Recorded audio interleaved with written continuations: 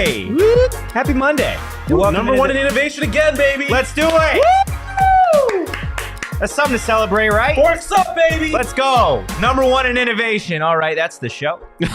See you next time. Yeah. Guys, welcome into the PHNX Sun Devils show. I'm Anthony Totri. Yeah, you are. Joined as of, I guess, lately is what we're going to keep calling it. Week or so? Yeah, this guy right here. That's Shawn DePaz. Yeah, I am. Shout out to everybody in the chat for waiting so patiently. We were just trying to find our quarterback. We were waiting for Shawn. Yeah, Okay, that's exactly what it was. Totri was not throwing me under the bus, and then Jacob had to go out of his way to do it. Pushed you in front of oncoming traffic. And then Sparky stomped on top of it. Oh, no. Yeah. Wait, like in your defense or like? No, it's just what Sparky does. He steps on buses. Okay. See a bus, he's going to stomp on it. That's absolutely fair. Look, guys, we got a lot to get to today. We're going to get a little bit more into the reality of the program and just kind of where we're at, right?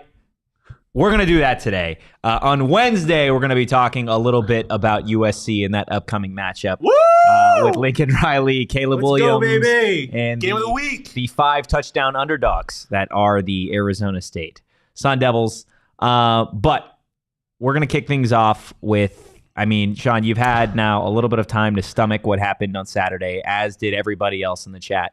And just kind of where do you stand right now, aside from, the heat of the moment that was that embarrassing 29-0 loss? I mean,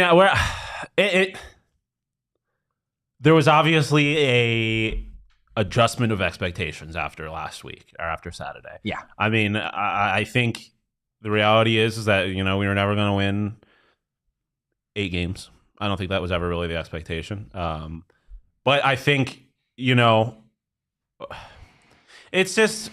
it's tough. I give the team a little bit of slack when you consider how many injuries they have.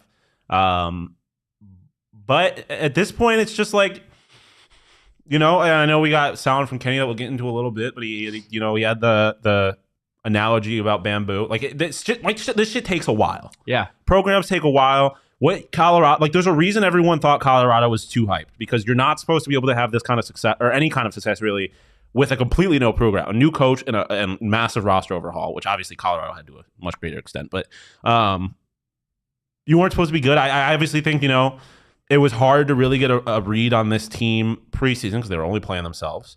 But I think the reality is now, after having time to think of it, this team is better than what they were on Saturday. I think if the team's fully healthy, they can compete against, they can compete against most of the bottom tier teams in this conference. At this point now, all I can say is that anything positive that happens to this team is an unexpected little cherry on top. Because I don't know, man. This season was never about winning in general because of the bowl ban, but it's certainly not about winning football games. It's just about getting better now. And now I think you can go into these games being like, I mean, you and I know this. There's one thing to go into games when your team is supposed to be bad. It's another when you have the expectation that they're going to be good and then they end up being bad. And I think that's what we had for these last few weeks, is that we expect them to be good and they just weren't at all. Now I think you can go into the expectation of like, they're probably going to lose this game. So let's try to find something else positive about it.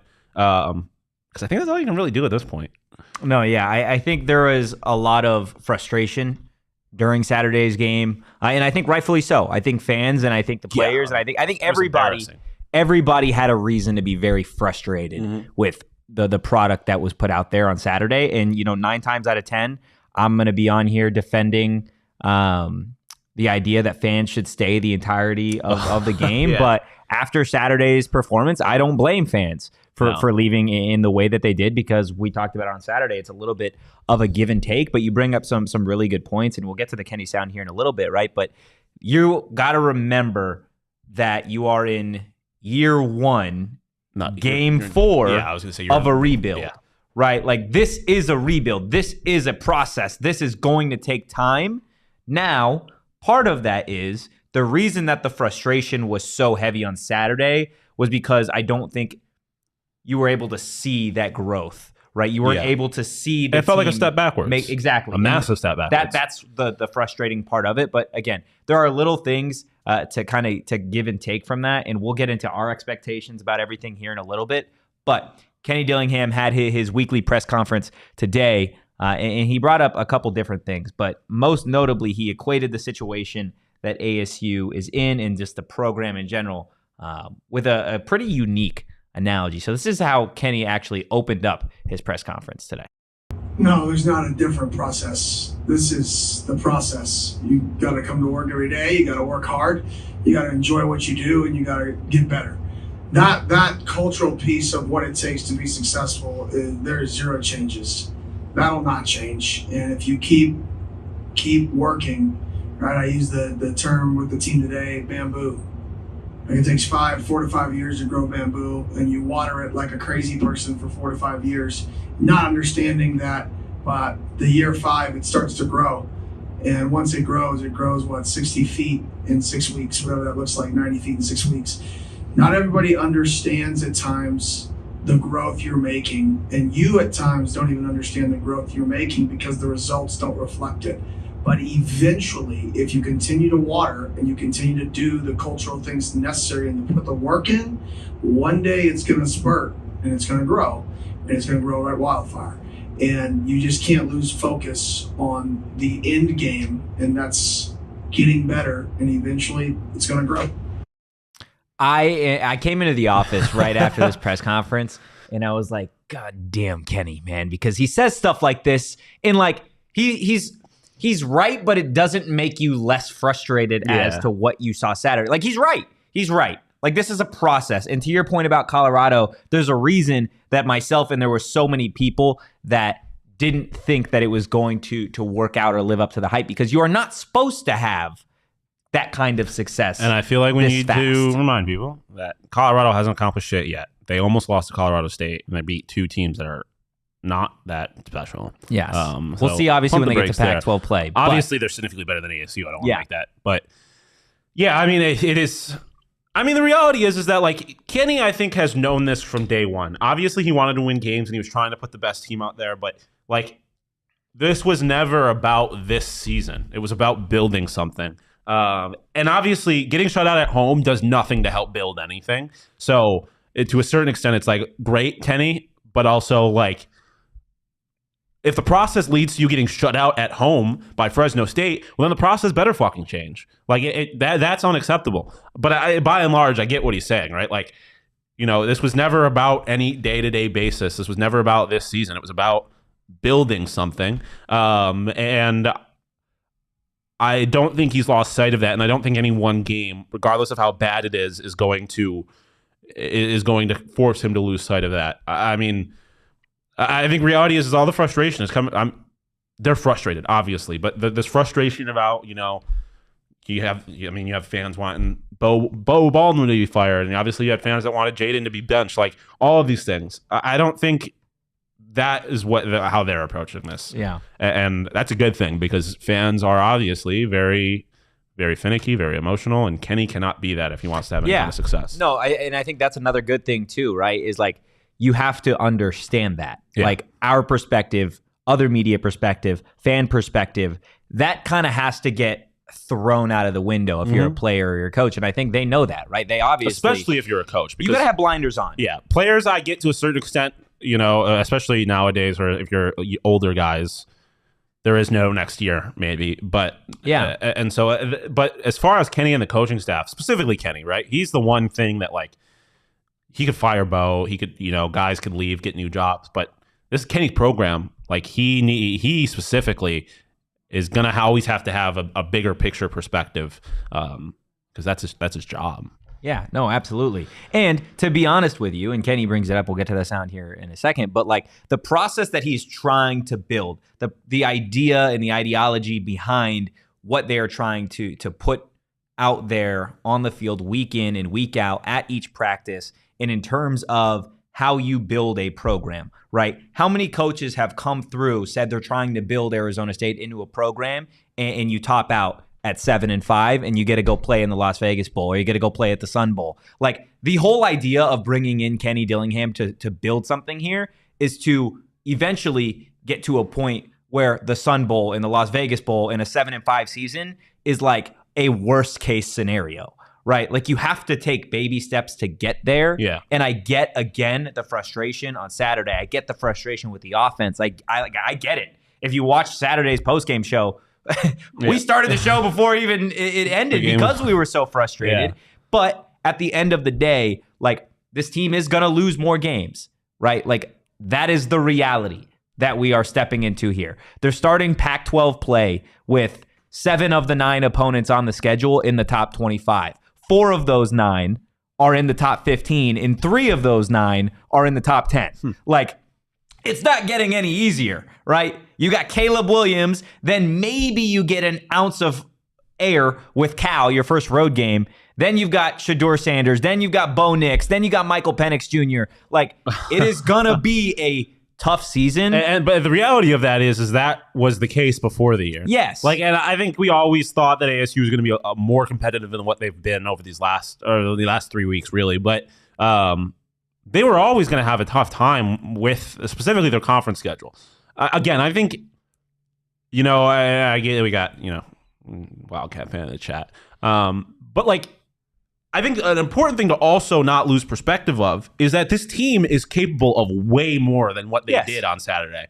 And I think you are going to get a better team. Obviously, they got injuries to deal with, but they're going to have a better idea of who their quarterback's going to be, right, for a full week. All of these things. Like, they are better than what they were Saturday, and you're going to see them be better.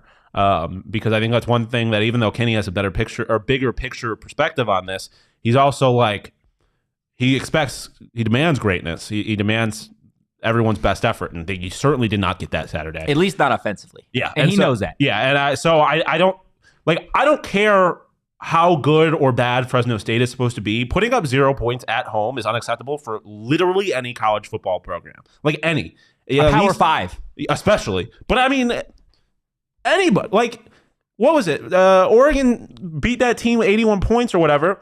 The other team still scored. Yes. Like, Oregon lost their season opener last year 50-3 or whatever to Georgia. Still scored. They still scored. Like, right? And so, like, in order for it to be that bad, I think there's got to be more than the team just being bad. But again, it almost kind of like doesn't matter at this point what happens from a week-to-week basis, because you just want to see some growth. You want to see growth. And again, you did not see that from week 2 to week 3, which I think is the big problem. But as long as you start to see that, even if they're losing games, like, that's all you can reasonably ask for, I think, at this point. Because, again, there has been over the last couple of weeks, there's been definitely an adjustment of expectations. Yeah. And I mean, like, Bear Down Cat's point, although it's masked in U of A bullshit, is valid in the sense that, like, we thought this team was going to be better. Like, we thought this team was going to be able to accomplish things. But nobody was sitting here telling you that this was going to be an 8-9 and I still believe that because of the talent and what we saw guys do. Guys who were not playing last week, right? Like, Jalen Conyers is this team's best offensive player. He wasn't playing. They obviously have massive weapons or massive injuries on the offensive line that we didn't, had no reason. We didn't think that Emmett Bully was going to break his fucking ankle or whatever happened in preseason, right? There's no way to expect wrong direction. The ankle was in the wrong direction. That picture is tough. But so, like, I don't know. It's tough. The frustration is more than valid, but you got to look at this bigger picture because things change. And also, right, ASU lost to Eastern Michigan last year and then beat ranked Washington. Like, it's college football. It's college football. It's college Weird football. shit Anything can happen. If Kenny wants to start all of a sudden, LTC talking about Kenny fix the offense, like, if he starts calling plays, for example, who knows how that changes things? Maybe Conover's the fucking truth out of nowhere. Like, you don't know. So I don't people think do have to remember that Conover hasn't, like, I know there was a lot of people frustrated with the effort, but, like, Jacob Conover doesn't get reps in practice. No, exactly. Like, and so he's going to have a full week of being the guy. Yeah. So, look, we'll get into all that here in a second. Will brings up a really good point, right? Like, the big question coming into the year was whether the defense could hold their own, because that was the really awful part last year. We expected the offense to carry the team. So to see the defense do well as it is so far is a glimmer of hope. The weapons are still there offensively. Yeah. Obviously, they're going to have to figure out a way to get the ball out of, at this point, Conover's hands fast, because the offensive line is not good. It's a massive problem. But I think that's something that Kenny's still Kenny. I think that's something they can eventually scheme around and give them an opportunity to be competitive. Right? Trenton Bourguet is not I'm not going to sit here and say he's not a talented quarterback. There's nothing special about his game, right? But he led this team to wins last year. Not many, but he did, right? And so like you said, it's college football, man. Who knows, right? Like I think people are going to be surprised when I think they're going to have a better opportunity to put points up on USC than they did against Fresno State, which is not to say that that Fresno State is better than USC or that ASU is going to, like, I think ASU is going to lose this game by 50, but I think they're going to end up scoring because USC's defense is dog shit. Yeah. It's weird things like this where, like, you can't. It's college football. It's college football, and you can't make judgments on any one game. No, Dan. I can't fucking do it. So if you don't like it, you can leave.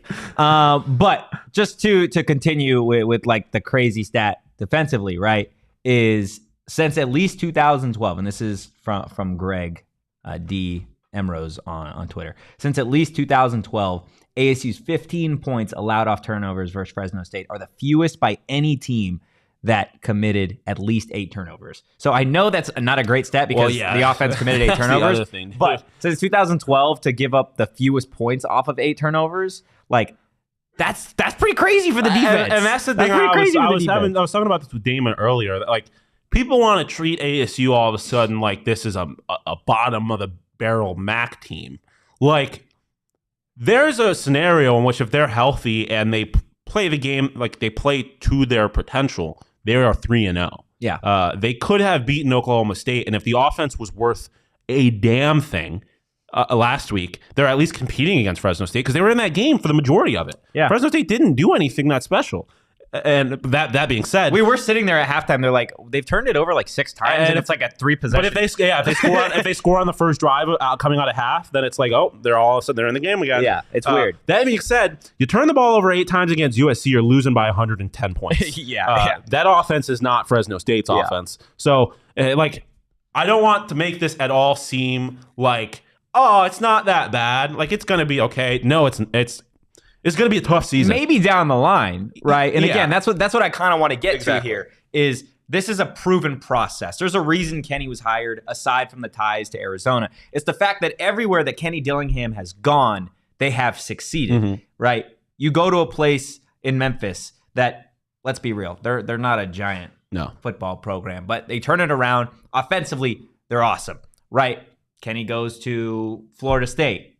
A couple of years go by, and now look at him. Look where the program is at. Look where Jordan Travis has progressed to. Goes to Oregon. Now, Oregon's obviously the program, but hey, you brought Bo Nix back to life, right? So this is a process that takes time, and it's proven. And it's funny because the whole bamboo thing, Kenny says, is kind of a joke now at Florida State. This is what Kenny, again, had to say about the bamboo analogy. That actually goes back, ironically, if you ask people at Florida State, they're going to laugh because I think I got destroyed for using that analogy, I believe, when we started 0-4 in year 2 there. And not many people liked it. And now it's turned into somewhat of a joke over there because, you know, it came to fruition. We started 0-4 and we ended the year 5-3. And then the next year, you know, they went out and won 9 regular season games, and look at them now. So it's just what I believe in is nobody knows the work you put in. And everybody, it's a results-driven world. So when people don't see results, they just jump to a conclusion. They don't understand that there may actually be some growth happening. It's just happening under the surface. And those are the teams, and when those jumps happen is when you go from, you know, an average team to a good team to a great team quickly, is when all of a sudden it spurts. And it doesn't happen overnight. Nobody knows when it's going to happen, but eventually it's going to happen. Now, I know that's frustrating. I'm going to sit here and tell you that's very frustrating. Kenny acknowledged that college athletics and just being in Arizona, like, you are judged by results. Nobody gives a shit what you're building. At the end of the day, they want results, right? They want wins. There's no asterisks next to what happened. Showing up for the process. Yeah, there's no asterisks next to Saturday's box score saying, oh, but they're building something. Yeah, but trust the process. Yeah, like there is none of that. So it is going to be frustrating. But I think there's a little bit of this is the tough thing, I feel like, for Arizona State fans specifically, right? Is because you've been burned so many times by Todd Graham. You've been burned so many times by coaches in the past, Herm Edwards, etc. It's funny you say that because there was people in our chat on Saturday being like, bring back Todd Graham. Yeah, and no. Like, I get the frustration because part of what Kenny's saying requires faith. Yeah. Right? It requires trusting that process, right? But again, as an Arizona State fan, you've been badly burned, not just by the football program, but by baseball, by Ray Anderson, by the basketball team. Yeah. So, like, there is that, like, almost exhaustion of, like, oh, they're asking for time. Yeah, again. like, at this point, I don't blame ASU fans for being like, fuck this. Like, I don't blame them at all. But it doesn't change the fact that, like, this is a process. And, you know, I mean, ultimately the fans are very important. Very. Because I was about to say that fans don't matter, which is not the case. But as far as the process is concerned, like, you can't be worried about whether or not fans are there. You can't be worried about whether they show up when they should or shouldn't. Like, you just have to do your job. And, like, it'll suck if, you know, fans don't show up until things are good. But that's the reality. That's just kind of how. That's just it's the reality. And Kenny can't, which I don't think he does, but he does. I don't. It's tough because he does care. He obviously cares about the fans. He wants them to be there. He's this all isn't about Tuscaloosa. There's nothing to do in Tuscaloosa or in Nebraska where that's a whole other problem. What else are you gonna do? This is aside from Tuscaloosa, right? In college football heaven over there that they get, right? Like, in terms of trusting the process, I want you to think about something right now, and I want you to think about it in the terms of 5 years ago. If I would have told you that today, Oregon State, and correct me if I'm wrong, I believe is higher ranked in the AP top 25 than the Alabama Crimson Tide. Alabama's 13, Oregon State's 14. Okay, so they're a spot away, right? Like, I mean, if I would have told you that 5 years ago, you would have laughed at me. And that's just the reality of, like, they're building something. There was a coach with a process and an idea, and they got it done. Now, obviously, you equate that to Herm Edwards and that process, right? It went the opposite way. Unlucky. Now ASU has to start over, and that's what they're doing with Kenny Dillingham. It's tough. I do want to get to, there is a comment, if you could scroll up just a little bit.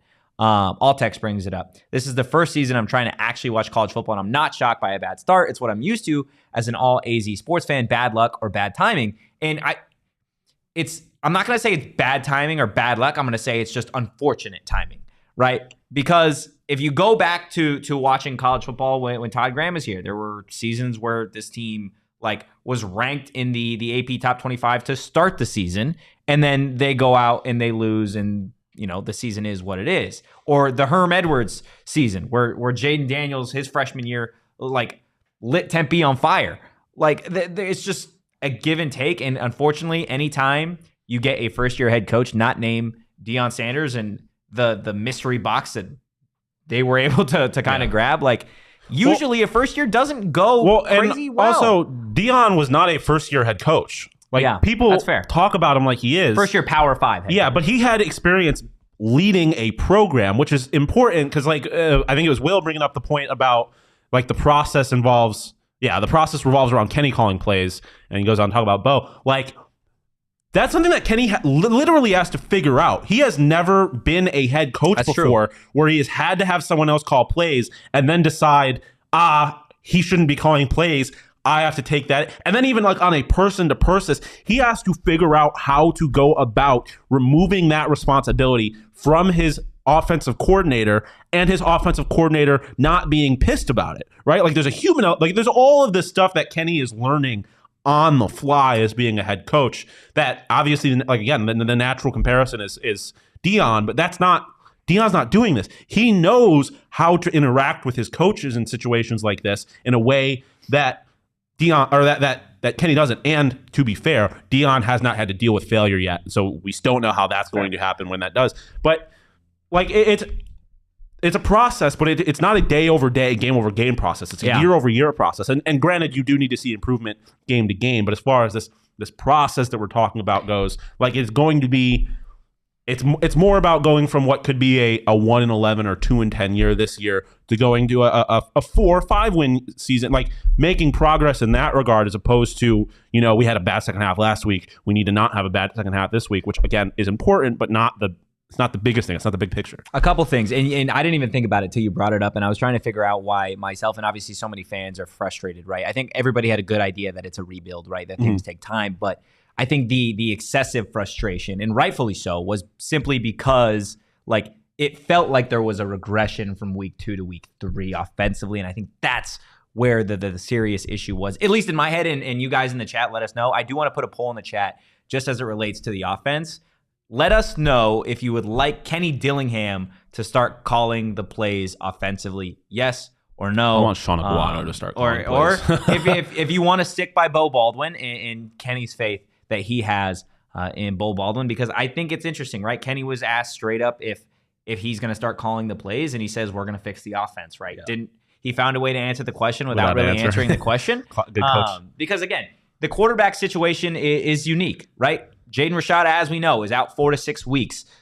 Trenton Bourguet and Drew Pine, Kenny was asked about, how they're doing from an injury perspective. He said things look better than what they initially thought, but still not necessarily like a straight up answer as to whether or not you're going to be getting Trenton Bourguet or Drew Pine this week. My guess would be you don't see Trenton Bourguet this week, which leaves you with Drew Pine, Jacob Conover, as really your 2 guys. And in my personal guess would be you probably see Jacob Conover. Yeah, I mean, Drew Pine, at least based on obviously what we saw Saturday, is he did not look good. Well, he didn't look good, and he's also not 100% either. So, like,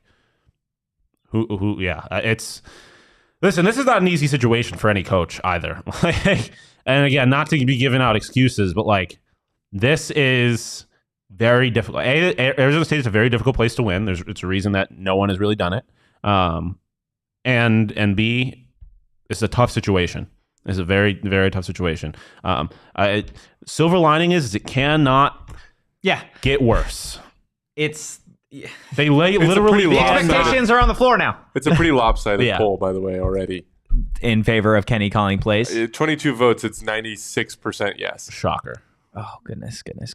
I do want to get to the players' response, right? Because we've obviously heard from Kenny about, how things went on Saturday. There was a lot of, anger and frustration on social media from fan perspective, from media perspective, etc. This is what Kenny had to say in terms of just the team's response to everything going on in the message. Yeah, I mean, I think the guys have responded well. They showed up to workouts today. They had a good attitude in meetings. And just like I told them in the meeting room is you have to learn how to respond to not getting the result you want, but it doesn't mean you learn how to accept it. You can't accept losing. You can't accept feeling this way. You just have to learn how to respond to it. But once that feeling becomes comfortable, now you have a problem. So we should never be sad. We shouldn't come in there and be happy-go-lucky. Oh, this is great. I'm over it. No, it should bother you. It should bug you. It should affect you in a mindset that you want to do everything you can to fix it. And I think our guys are in that mindset. Today was the first day in a long time our entire offense was there 10 minutes early. So, like I pointed out to them, that's interesting, right? We've been rolling in offensively 3-4 minutes early, and today was the first day we had everybody there 10 minutes early. Well, that tells me there's probably a little bit more of a focus to get things done this week, just by that little action that everybody showed up 10 minutes early. And that's what we're trying to build and get to on a consistent basis. We haven't really talked about Kenny being on his Clark Kent vibe there, like you mentioned earlier. But no, I mean, offense better be fucking focused. Like it was embarrassing, and I think you saw that in the immediate aftermath, right? You saw EKB tweet out the donut emoji, and Jalen obviously wasn't playing, but tweeted out something along the lines of like, "We'll be all right, Sun Devil Nation." Like the players were embarrassed. I am sure of it, or at the very least, incredibly frustrated. So. Yeah, I mean they're going to take it personally, of course, but I think the important thing that he said there, right, is we're talking about how ultimately the wins and losses are not the most important thing here, but the big thing is with all these losses you can't learn how to lose, or you can't learn to be comfortable with losing. You got to learn how to lose, like how to go about losing, which is what I tried to say on Saturday, right? Like you have to almost hate losing more than you love winning. Yeah, I feel you. Yep. And like that, I feel like is part of the message, right? Like you can accept it, but you can't be comfortable with it. Yeah. Right. Like at a certain point, you have to swallow the fact that you got your ass kicked. Yeah, you have to accept it. You have to accept the fact that you got your ass kicked. There's nothing change it. If you don't accept it, then you're not going to be able to fix it. If you start making excuses for it, and again, there are plenty of excuses to be had. Right? They played 4 quarterbacks over 5, damn near. They've got a makeshift offensive line. They're missing their backup running back. Missing their starting tight end. Like there's plenty of excuses, but from the sounds of it, no one is making, at least no one in the facilities is making those excuses. And that is the most important thing, right? Is no one outside of these meetings, outside of the practices, is really going to have any idea of, like Kenny said, the progress that's being made, the process. We're all going to be making half-assed guesses from the outside.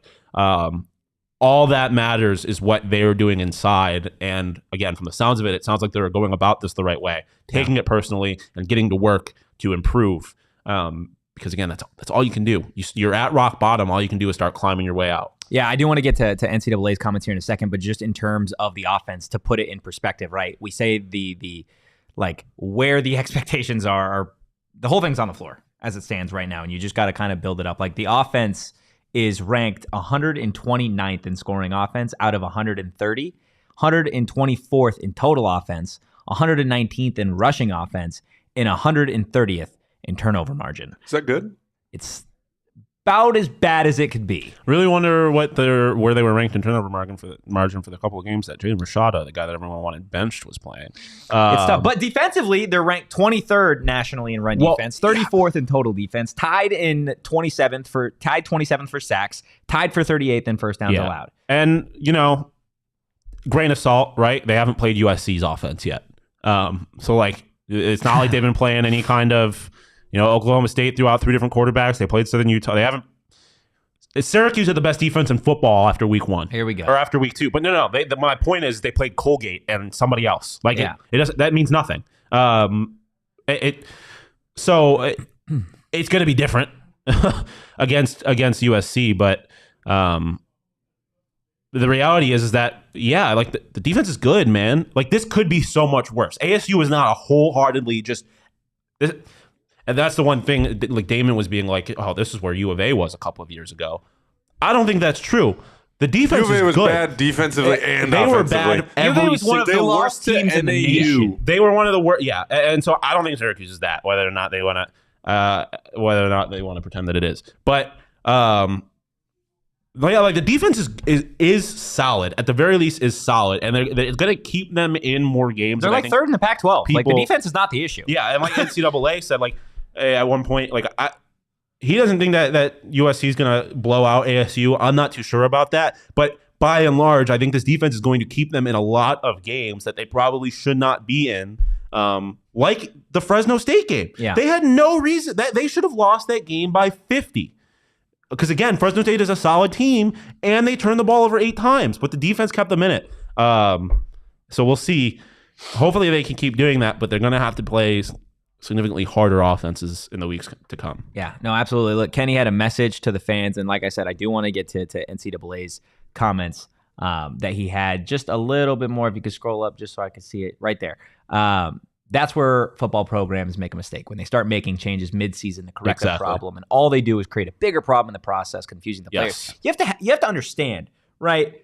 College football for fans started week 0. Right, what, the last week of August? Mm-hmm. They've been doing this since the day Kenny got hired. Yeah. Right? Like, that was what spring ball was for. That's what fall camp was for. That's what Camp T was for. That's what, like, all of these player-led workouts and whatever occurred in the summer for them was for. Right? Like, they've been doing this. This is not just like, we put this together last second. It's not working. Let's change it. Yeah, right? Like right. That's not how you. This isn't half-assed. That's not how you get it right. Yeah, and that's why firing Herm last year when they did was such a big deal. Like that was a massive, like complete program overhaul. They fired their head coach. They had the running back coach start calling plays, and it worked to a certain extent. But like that's why it was such a big deal, because a lot of times it does it. And I get that a lot of times and this is different because no one's calling for Kenny to be fired. They're really just some people are calling for Bo to be fired, which I think is absurd. But at the very least, a lot of people are calling for, obviously, the play calling to switch hands. But yeah, man, like you're now on, and in a certain sense, maybe this is the opportunity to do it. But you're now on your fourth string quarterback who has not run with the ones, and now you want him to be like, No. Hasn't just run with the ones. Or the twos. Or the threes. Right? And He so just now, hasn't all of run, a sudden, period. this kid who doesn't have a whole lot of experience, you want to be like, here's a new offense. That doesn't seem like necessarily... And it's not like you're doing this to the kid that you think is going to be all respected Conover. This isn't Rashada, Madden, guys. This isn't, but this isn't the guy that you think is going to be your quarterback for the next few years. He might be. So I don't want to make this sound like any kind of disrespect towards Conover, but obviously the thought process is Rashada is your quarterback for a couple of years. If you want to make that move with Rashada because you want to get a head start on Rashada's development in the system for whatever, but that's not what's going on here. I don't think it benefits anybody to all of a sudden make this wholesale change that you have no real reason to believe it's going to work outside of the fact that the other system isn't necessarily working yet. Yeah.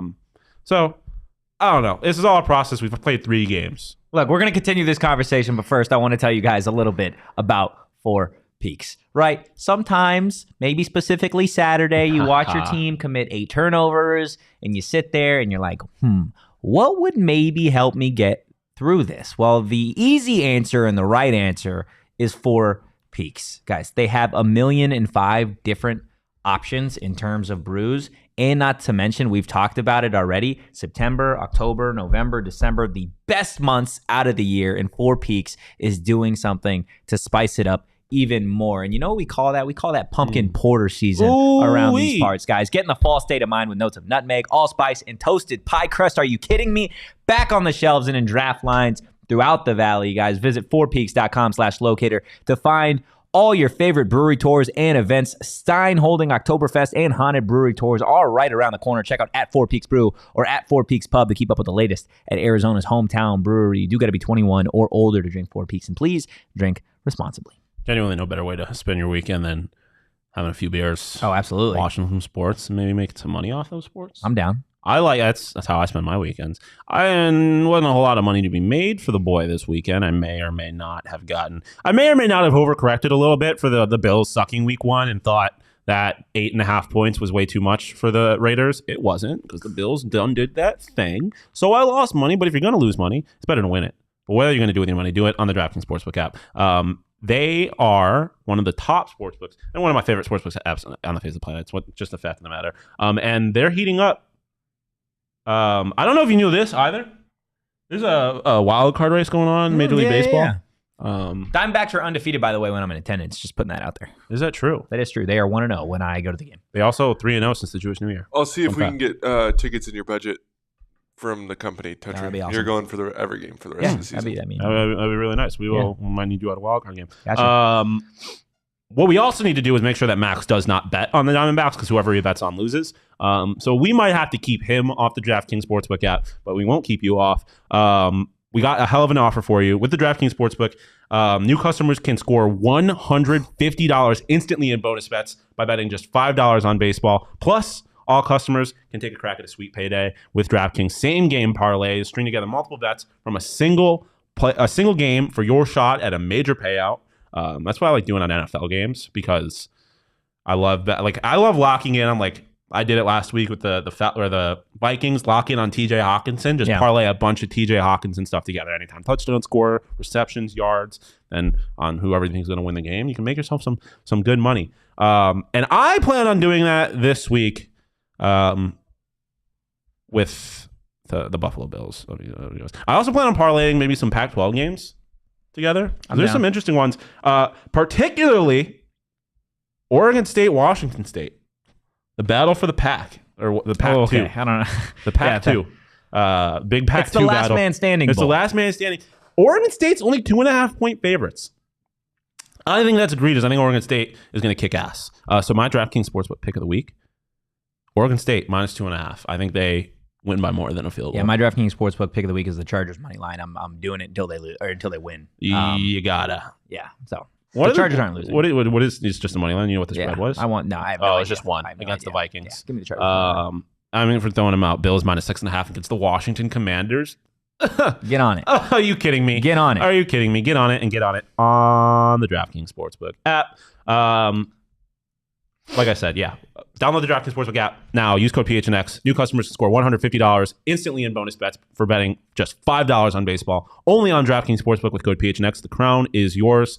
Gambling problem? Call 1-800-GAMBLER or visit www.1800gambler.net. In New York, call 877-8-HOPE-NY or text HOPE-NY. In Connecticut, help is available for problem gambling. Call 888-789-7777 or visit ccpg.org. Please play responsibly. On behalf of Boot Hill Casino and Resorts, Kansas, licensee partner, Golden Nugget Lake Charles, 21 plus, age varies by jurisdiction, void in Ontario. See dkng.co/baseball for eligibility, terms, and responsible gaming resources. Bonus bets expire 7 days after issuance. Eligibility and deposit restrictions apply. There we go. The poll has been ended. All right. What do we got on the results? There were 41 votes Nice. on this poll, which is actually quite possibly the most I've ever seen. Were for Kenny. The yes percentage was 85%. So there are a lot of people. It's safe to say that everybody, or the majority of people, would like to see Kenny start calling the plays. Look, at this point, I am very interested in how the offense decides to kind of carry on, because there were little hiccups, or at least we felt like, Cam Scadaboo didn't get a fair shake on Saturday. They just didn't get the ball to their playmakers at all. Period. Well, it's not. I don't even know if it's that they didn't. It's just like they couldn't. It's hard. Couldn't. Yeah, that's why I was so frustrated on Saturday, is because Fresno State wasn't that good. It didn't feel like they were the reason that ASU was struggling so bad. It felt like ASU was, because I don't remember that game offensively at all. And I get that there were turnovers and stuff like that, but again, I think by and large that was ASU feeding the ball to Fresno State. I don't think it was Fresno State doing anything crazy, which is frustrating, but also kind of in a weird way comforting, because it feels like it was very much they beat themselves type of thing. Yeah. And if they can just figure themselves out, it wasn't the other team that it wasn't like their system was so flawed that the other team found out some way to exploit it, blah, blah, blah. ASU just didn't do anything. No, they didn't get it done. And quite frankly, like we talked about already, the frustration was there from really all angles. And Kenny was asked point blank, what's the message now to fans? And this was his answer. Same message. If you thought this was going to be easy, you're wrong. This is a process to get to where we want to go, and that's the challenge that I've said all along, is this is a state that likes winners, and in order to win in college football, you need everybody behind you, and we need people to stay behind us, stay behind our players, and stay behind the process that it takes to be successful, and we're gonna get it done. It's just a matter of when it grows, and I wish I could be in control of that and say this is the week, right? But you never know. You never know. It clicks until it clicks. Yeah, it's kind of what we've been saying, right? It's gonna take time. The frustration is valid. Everybody is valid in their feelings of being pissed off that that's what you had to go see on Saturday, and rightfully so. But at the end of the day, the message, the same way that if you're a coach, right, the same way that you are not trying to dramatically change schemes, you're not trying to dramatically change the roster midseason, is the same that you're not going to wildly change that message to fans, right? The message the entire time was activate the Valley, get out, support the team, get out, support the players, because it could make a difference, right? So just because they've lost now in embarrassing fashion to Fresno State, and they put together a lackluster second half in both their first two games of the season, that message doesn't change, right? The message still is you've got to try and show up and get as many people as possible there. However, on the flip side of that coin now is, from a fan perspective, you've seen it. You see what the product is, and now you've got to make a decision. Because, I think to the fans' defense, it's not, I'm not going to sit here and pretend it was sold out, but it's particularly the student section. The first 2 weeks, they showed up, especially the student section. They showed out the first 2 weeks. Yeah. And it was a marked decline in the student section. It was still solid, but then at halftime, that classic halftime student section exodus happened, and I certainly couldn't blame them on Saturday. And it is tough because I think, The reality, by no means do I think at this point blame the fans because the product is terrible. But the reality is that like a great atmosphere, if it's sold out with Sun Devil fans, like that can be an equalizer, right? Yeah. You can have a great atmosphere, make games closer than they should be because of the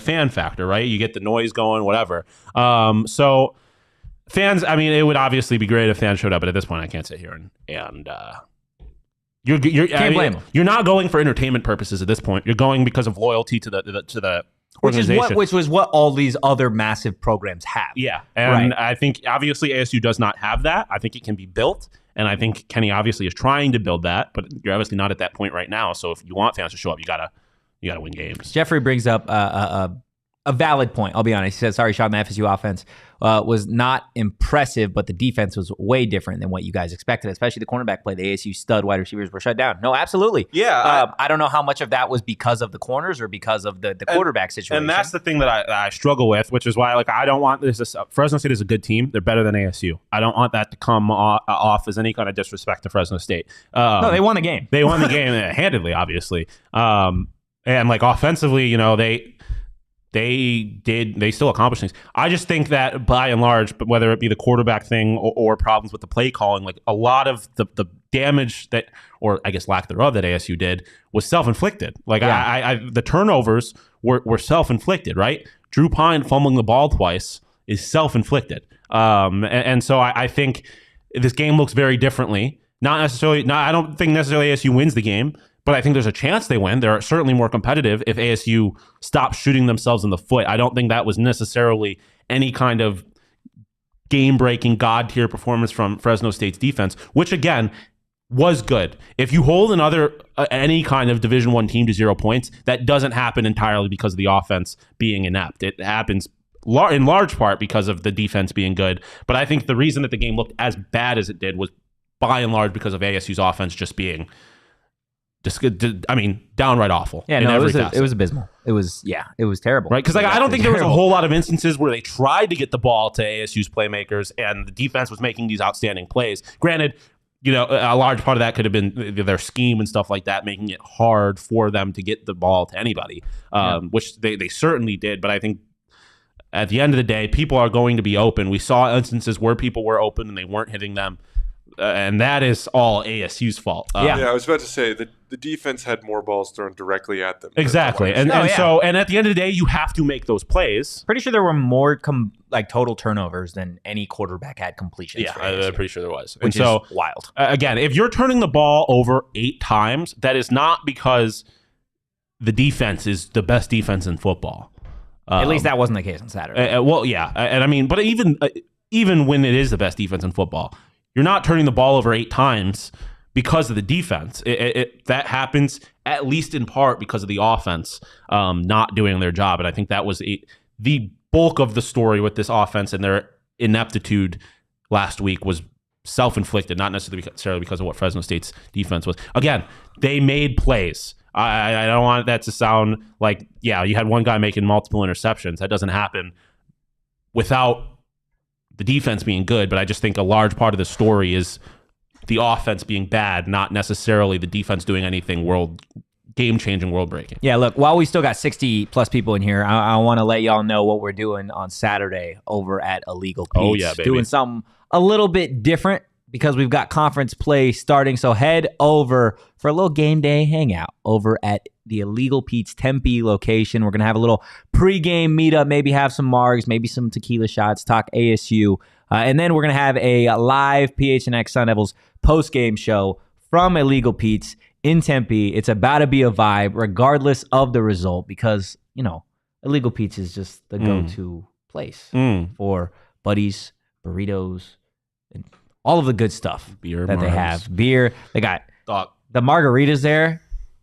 You might have to go to the press box alone. I'll be feeling good. I'll be feeling real saucy at that post-game show. Maybe you should just be at Illegal Pete's. Maybe just watch the game from Illegal Pete's. That might be a move. That might be a move, to be honest with you. We'll see. I mean, at the very least, we don't stay for the whole game anyways. We have to get back. Yeah. So if it's close, we'll watch the end of the game for sure. But we'll be there before and after.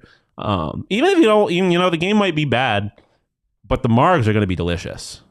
Come for the vibes, dude. Straight up. Like, it's gonna be a nice day on a Saturday night in Tempe. Come hang out. Come hang out. Come talk shit. Come do what you got to do. Right? Come yell at us for swearing too much. Or absolutely. Not giving FSU's defense enough credit. Yeah, no, absolutely do that. Specifically, if you hate us, I want you at Illegal Pete's. Yes. Guys, Illegal Pete's, like I said, your go-to spot this summer for everything. This fall for everything.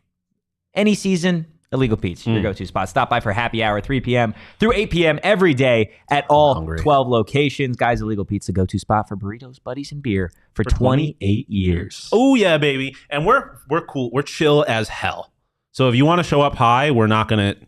There's certain people who... I don't know if I've ever told this story. I'm pretty sure I have because I don't like talking shit behind people's back. So I'm pretty sure I've said it while she was producing. But like the first time that all of us ever hung out, I may or may not have been high as shit when we went to go get sushi. And we're sitting there in the restaurant and Leah's like, are you high? And I'm like, yeah. And she's like, oh, I can smell it. And I'm like, okay, thanks, you fucking narc. Now I'm paranoid as shit. First off, you don't got to worry about that with OGs because, they're edibles. No smell. And B, we're cool as shit. So we're not going to judge you if you want to show up to the Illegal Pizza, a little high. And again, if you're going to be high, you're going to do it with OGs because they are the best scratch-made gummies in the state of Arizona, in any state that they exist in.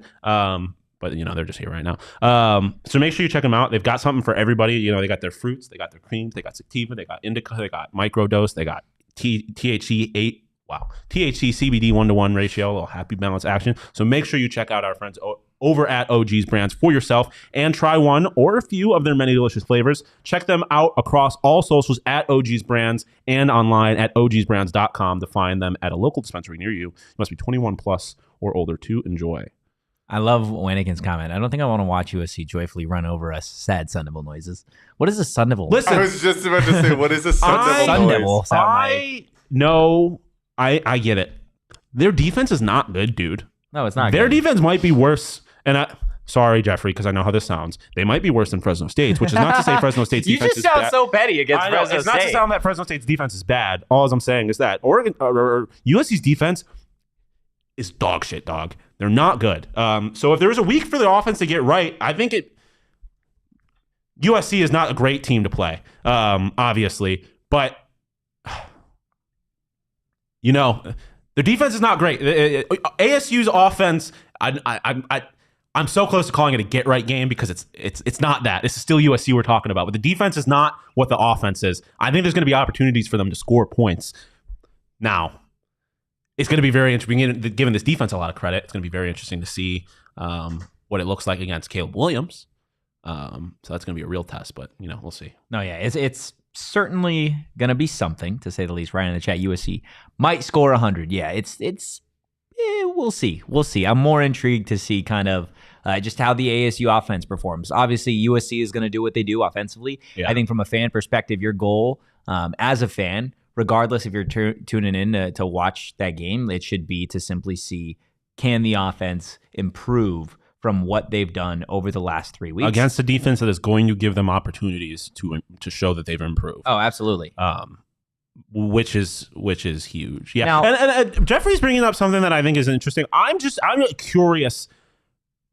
There is no way to get, we talk to guys all year, right? About how, we ask them what games they're most looking forward to, and USC is one that always comes up. You know what didn't come up one damn time is Fresno fucking State. And again, to Jeffrey's point, I think there's a lot of people, and I don't know how much this applied to the players, but obviously for the fans, that look past a team like Fresno State because they're Mountain West, they're not Power 5, which is absurd because Fresno State is, again, a good team, but everyone is up for USC. Everyone is looking forward to this game. So there is not going to be any looking past a team like USC, which, again, not to accuse guys of looking past Fresno State, but if there's guys are going to be up for this game, they want to shock the world and shut USC up. So it's going to be really interesting to see how they come out in that game. Oh yeah, it's obviously going to be tough because there's this little thing called Caleb Williams. Just so happens to be probably the best player in again.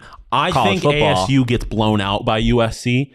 I just don't think I think it's going to be more of a 55-17 blowout than a 28-0 blowout. I think ASU's offense is going to have opportunities. Shawn, I'm going to ask you a question. And I want a one-word answer. Okay, what does Caleb Williams do that makes him special? One word. There is a right answer to this. I don't. One word? Yeah, one word. I don't know. I don't know where you're going with this. Okay. Kenny Dillingham. This was his answer to that question. Everything. He's smart. We joked about it today. We were going to have just because we may have to use Hunter, our quarterback, who's on the scout on our offense. So we talked about, hey, putting another quarterback back there, like a Jake Smith or something. And I'm like, well, that's good. He can move around like Caleb. And I'm like, but Caleb can sling that thing too. Jake, can you throw it? It was just funny. Like, he's great at everything. He's smart. He's elusive. He's calm. He can throw from different arm angles. He can make the big throw. He knows when to get out of plays. He knows when to get into plays. And him and Coach Riley are on the same page. They've been together 3 years, so they know what each other are thinking. Not many flaws, if any, in his game. One of the best quarterbacks in the country this year, but one of the best quarterbacks for sure since I've been coaching college football. He could be one of the best to come through. He does it all, and it's a great challenge for our guys. I mean, he's certainly going to be a challenge. Yeah, to say the least. Everything is the right answer there. I mean, he's obviously amazing, but I mean, it's not like they've never lost before, right? It's just, again, this is still college football, and it's not like ASU has, not ever beaten underdog or not ever been the underdog and beat a highly touted team. Just look at Sun Devil Stadium. ASU's just so happens to be the last team to beat Washington. Yeah. I mean, Caleb Williams is good at everything. There's a reason our Cardinal show talks about tanking for. Last game between these two teams, like ASU didn't look like they gave him a fight in the first half. They did. And again, like their defense is not good. Now, we're not going to sit here and tell you that they're going to win. Yeah, I think this looks very different to Jaden Rashada's playing, if I'm being honest. I still don't think they win. I don't either. But again, like you said, they were competing with them for the first half of last year. Like that's all I want. There's a scenario in which almost any team can compete against USC because of how vulnerable their defense can be at times. Now, again, their offense is going to push them over the top. Like I said, I think USC is going to be careful. I think this is more than likely going to be a tough experience for ASU fans this Saturday. A tough experience. I don't think this is going to look pretty. That's why everyone's going to be at Illegal Pete's drinking with us. I don't want it, like, we're going to get to our predictions later in the week. It's going to be a lot for USC to a little for ASU. Is it going to be worse than the Sarkisian game? Totri, do you remember that one when you were in college, the Sarkisian game? I think it's the one that he got fired afterwards on the tarmac. On the tarmac? Because he was drunk.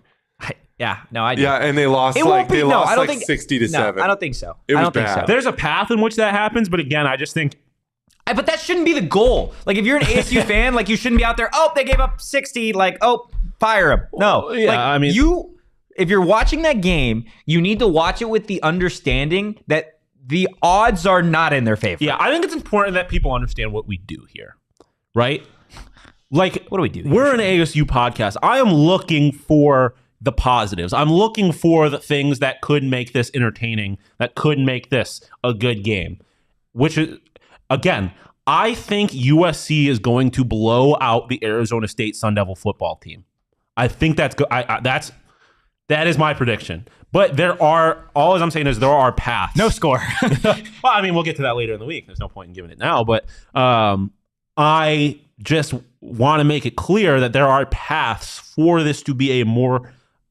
I don't think I've said once that the ASU is going to win this game. But there are paths for this to be more competitive than I think people expect. Again, like my betting tendencies this year have been to bet on the spread for whoever USC is playing, because USC is not great at covering, right? They give up more points than they should for a team that is as good as they're supposed to be. That's all I'm trying to make clear, is that I think that there are paths for this to be competitive. At the end of the day, they're starting their fourth-string quarterback against a top 10 team in the country. With the number one quarterback in the world. With one of the greatest college quarterbacks to play ever. Yeah. Ever. So, chances are it's going to be bad. I want to make that very clear. Regardless, though, start your day at Burrito Express, and maybe it'll make it just a tad better, because that's why I got a smile on my face. Even though this team might go 1-11. Yeah. I'm still smiling because I had a burrito this morning. Absolutely, guys. If you've never been to Burrito Express, what are you doing? Yeah, get your head out your bum. Go check out Burrito Express, because they got locations all over the valley. And my God, every single burrito. I've never been to Burrito Express and had a burrito, and then afterwards I'm like, you know what? I wish I didn't have that. Yeah. Every single time I'm like, God damn, I should have got 2. Yes. So go check them out, grab a burrito, and follow them on social media at Burrito EXP. You just needed a little sigh there, or what? Yeah, I need some fuel. I need to get fueled Where are up. you gonna get your fuel? I mean, America's #1. I don't know if it's true that they're America's #1 gas station, but they're certainly my #1 gas station. And if they're not America's #1 gas station, then I mean, if we've learned anything about the United States over the last 8 years, you can't always trust their opinion, public opinion, because not everyone's educated, but we're educated, and we know that Circle K is the best gas station in America. True. So make sure you get your ass out there for the gas, for the snacks, for the beverages. They got it all. I was at Circle K last night. Did I go last night? I was there this morning. Well, you're there every day. I'm every I day. sleep there. Huh? I sleep there. You sleep at Circle K? Jalen Conyers shows up to the high point every week with a polar Yeah, pop. no, he does. That's a Division I athlete. Jalen gets it. He gets it. He doesn't have to read Circle K ads. He does it for the love of the game. He does it because he loves Circle For K. the love of the game. And you can love the game too the right way by going out to Circle K. And now's the right time because they just launched their new Inner Circle membership club thing. I don't know why I lost the word for Inner Circle, the membership. Yeah, I just thought for some reason I was looking for another word that didn't exist. Join the Inner Circle. They got deals for days. You join, you get 25 cents off your first 5 fill-ups, which is a steal because gas is expensive as hell right now. What is with that? Did you see the article that came out today? No. That there's so I didn't realize there were seasons for gas, but apparently today is the first day that gas stations are approved to start using the winter blend of gas, which is traditionally less expensive. Wow. That sounds like a crock of bullshit. But I'm not saying that you're lying to me. I'm just saying that the winter blend. We're talking about coffee. Got some breaking news for boy. everybody. But You want me to finish this? First? yeah, Okay. Make sure you join the Circle K Inner Circle for free by downloading the Circle K app today. Terms and conditions apply at participating locations. Visit CircleK.com for details. Get it in your car. I could have started the show with this, but I opted to let him do what he wanted to do. But I highly advise everybody after the show's over, just go check out Jalen Conyers' latest tweet. Just go check out Jalen Conyers' latest tweet. It's going to get everybody hyped up. It's going to get Shawn the most hyped up. I'm gonna just wait here while Shawn actually goes to pull up Jalen's latest tweet so that he can see exactly what it is. Go ahead and click on Jalen's Twitter. No, not that one. Oh, he deleted it. Oh, boy. He just deleted it too. Oh, boy. Oh, boy. Oh, man. That's what it is. Oh boy! Well, I guess he might have fucked up. So I'm not gonna reveal what he had tweeted. But oh man, that's tough. That's tough. Oh no, he retweeted it now. Oh, did he? Yeah. Go check now. You gotta hit that refresh button. I'm Shawn. sorry. What are you doing over here, man? I'm back. Looks like Jalen Conyers is gonna be back. Watch out, USC defense. We got corn coming. Yeah, baby. From the sounds of it, it looks like Jalen Conyers is gonna be playing this Saturday. That was kind of the expectation when we spoke to him. Right? Was that they were what? That was the goal. That's that was obviously the goal that he was coming back. Yeah. So we'll obviously see when that's official on the depth chart, but all signs pointing to Jalen Conyers being back. And I mean, that's huge because, again, not to build excuses about what happened with Fresno State, but they were missing their best offensive player. Yeah, no, absolutely. And what is I say it all the time, whether we're talking NFL, we're talking college, what is my favorite combination? An inexperienced quarterback and his tight end. So this is huge. Yeah, we never know. Should we say the tight end is 6'6" or 6'5" and weighs 270 pounds and moves like nobody's business? Yeah, he's a podcast. He's a problem, and he's also he's a top tier podcaster. So that's good. Regardless of who's at quarterback, obviously it's not going to be Rashada, but even if it is Rashada, to have that tight end, the best tight end in the conference, back is going to be huge if this offense wants to accomplish anything. No, absolutely. Look, guys, we appreciate everybody spending a little bit of their afternoon with us today. If you guys could just do us one quick little favor, and really not us, but Bobby Hurley, if you could just do him a slight little favor. He's just begging and pleading for a like this poor man does every single day. Begging for a like he begs for calls from Pac-12 refs. There you go. If you could just hit that like button for us. And look, we do this just about every single day of the week. So go ahead, give us a follow at PHNX _Sun Devils. You can follow me at Anthony _Totri. You can follow this man right here at Shawn _DePaz. Just, I don't know, man. Disrespecting Fresno State at all? Well, no, I was going to say fading the USC defense as always.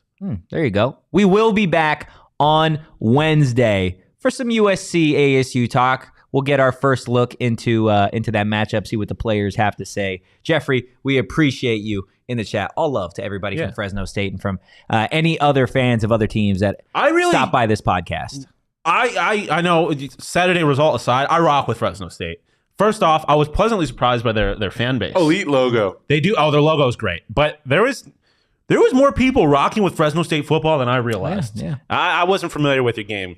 But everyone we've interacted with has been awfully kind. Guys, we will see you Wednesday at 2 p.m. But for now, peace.